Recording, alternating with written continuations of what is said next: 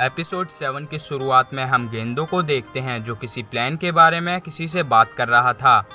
इस एपिसोड में आगे हमें पता लगता है कि 15 साल पहले साउथ पोल में फर्स्ट एंजल एडम एक्सप्लोड हुआ, जिस कारण पूरी दुनिया को सेकंड इम्पैक्ट का सामना करना पड़ा।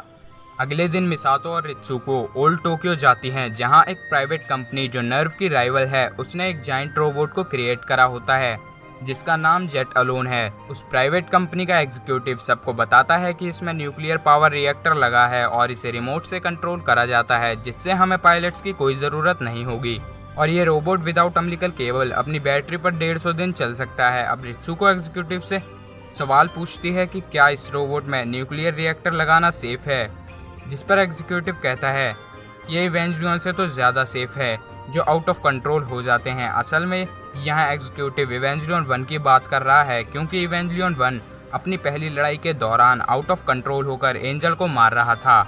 अब आगे रोबोट का पब्लिक डेमोन्स्ट्रेशन करा जा रहा होता है, लेकिन तभी रोबोट आउट ऑफ कंट्रोल हो जाता है, जिसके बाद रोबोट के सभी कंट्रोल्स भी कंट्रोल सिस्टम से टूट जाते हैं। अब रोबोट को मैनुअली ऑफ करना पड़ेगा, जिसके लिए मिसातो एग्जीक्यूटिव से रोबोट के एक्सेस का पासवर्ड मांगती हैं, जहां एग्जीक्यूटिव अपने उच्च अधिकारियों से बात करने के बाद मिसातो को पासवर्ड बताता है। अब मिसातो इवेंजलियन 1 को बुलाती हैं, जिसके बाद वो रेडिएशन प्रूफ सूट पहनती हैं। अब इवेंजलियन 1 को लॉन्च करा जाता है। इवेंजलियन 1 रोबोट को रोकता है क्योंकि रोबोट पास ही की एक सिटी की ओर बढ़ रहा था। अब मिसातो रोबोट के अंदर जाती हैं और रोबोट के सिस्टम को रीबूट करने की कोशिश करती हैं, लेकिन सिस्टम का पासवर्ड बार बार एरर आ रहा होता है।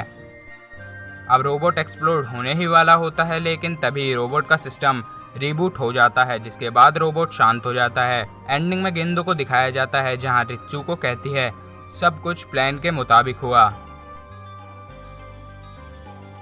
एपिसोड 8 में मिसातो, शिंजी और उसके फ्रेंड्स एक शिप पर आए होते हैं। ये शिप जर्मनी से यूनिट 02 को जापान में ट्रांसफ़र कर रहा है, जहां मिसातो सभी को आशुका से मिलाती है। आगे हम उस शिप पर रियोजी को भी देखते हैं। आगे आशुका शिंजी को अपना इवेंजलियन दिखाती है। तभी शिप पर एक झटका महसूस होता है, जिसके बाद सबको पता लगता है कि एक एंजल पानी में है जो उन पर हमला कर रहा है। अब आशुका इवेंजलियन 2 के अंदर बैठती है, जहां वो शिंजी को भी अपने साथ ले आती है। अब जैसे ही इवेंजलियन 2 खड़ा होता है तो उसमें सिर्फ 1 मिनट की ही पावर होती है। आशुका इवेंजलियन 2 को शिप टू शिप जंप कराती है और पावर शिप पर पहुंच जाती है, जहां वो इवेंजलियन के अम्बिलिकल केबल फिट करती है।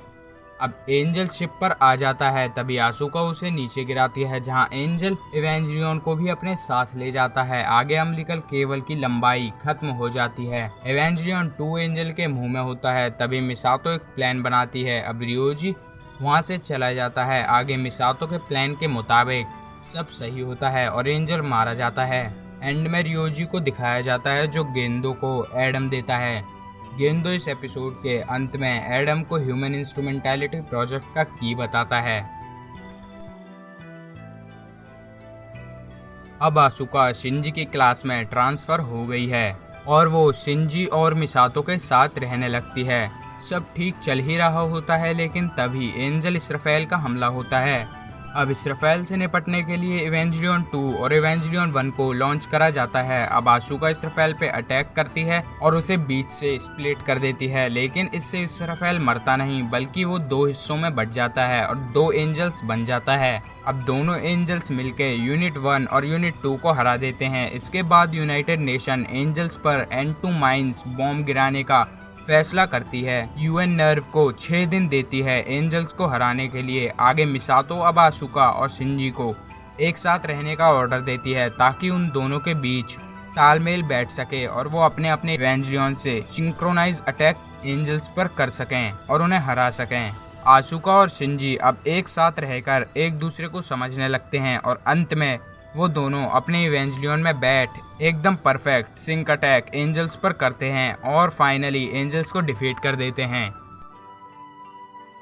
अब इन सभी की स्कूल ट्रिप होती है, लेकिन पायलट्स को स्कूल ट्रिप पर नहीं जाने दिया जाता, क्योंकि अगर एंजल्स का हमला हुआ तो इवेंजलियन को पायलट कौन करेगा और एंजल्स से कौन लड़ेगा।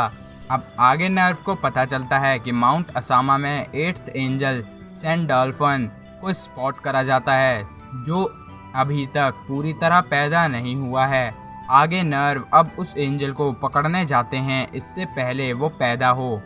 एंजल एक ज्वालामुखी के अंदर होता है जहां आशुका को एक कूलेंट सूट पहनाकर लावा के अंदर भेजा जाता है ताकि वो एंजल को पकड़ सके। अब आशुका जैसे ही गहराई में पहुंचती है और एंजल को पकड़ती है तभी एंजल अनोमालोकैरिस नाम के जीव में बदल जाता है और आशुका पर हमला करता है। आशुका का प्रोग्रेसिव नाइफ भी उससे गिर जाता है लेकिन कैसे न कैसे कर आशुका एंजल को हरा देती है। एपिसोड के एंड में हमें आशुका और मिसातो को बाथ में दिखाया जाता है जहां मिसातो की बॉडी पर हम एक निशान देखते हैं। मिसातो आशुका को बताती है ये निशान सेकंड इम्पैक्ट के दौरान उसे आया था।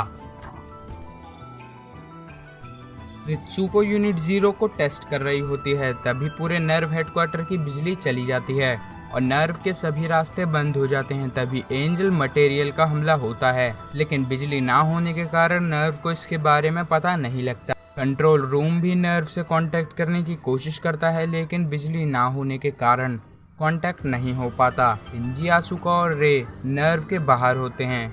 अब वो अपने कार्ड से गेट खोलने की कोशिश करते हैं लेकिन गेट नहीं खुलता क्योंकि वो गेट ऑटोमेटिक होते हैं लेकिन बिजली ना होने के कारण वो एक्सेस नहीं देते।